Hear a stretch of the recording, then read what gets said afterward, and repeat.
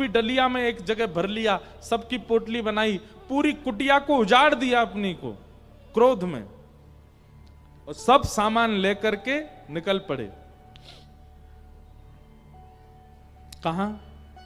बोले 12 साल नंदगाम में रह लियो, नहीं आयो छलिया, अब अंतिम श्वास तक बरसाने में रहूंगा, किशोरी जी के पास रहूंगा।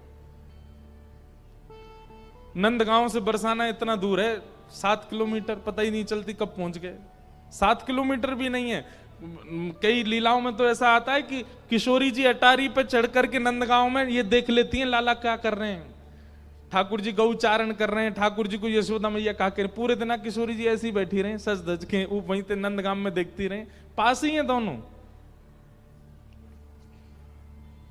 कृष्णदास जी जैसी बरसाने जाने लगे, इतने में ही सामने से गैयान को झुंड, अनेक गैया और बड़ी बड़ी गैया सब आ रही हैं चलती भाई। अब मार्ग पूरा गैयान ते भरो हुए, और कृष्णदास जी कोने खड़े है गए, प्रतीक्षा करने लगे सब गैया चली जाएं तो मैं आगे जाऊं। चलते चलते चलते चलते महाराज घंटे बीत गए, लेकिन गैयान को वो काफिलो खत्म नहीं भयो। कृष्णदास जी बोले भैया जी इतनी गैया मैंने जीवन में पहली बार देखी, कहां ते आ रही हैं सबरी। इतने में ही अपने कंधा पे एक लाठी टांगे और उन पे दोनों हाथ टांगो, ऐसे चल तो भयो एक ग्वारिया हरो मदमस्त चाल में, ऊंची ऊंची धोती पहन रखी, पामन में कड़ूला पहन रखे हैं, गले में एक मोती की माला पहन रखी है, और सिर पे बढ़िया ऐसे घुमावदार पाग पहन रखी है, पीरो पीरो चंदन यहां तक लगा रखो है, और चल तो भयो बढ़िया गुनगुना तो भयो कछु आ रो एक ग्वारिया। कृष्णदास जी ने कही ओ भैया ओ ग्वारिया के इतकुआ।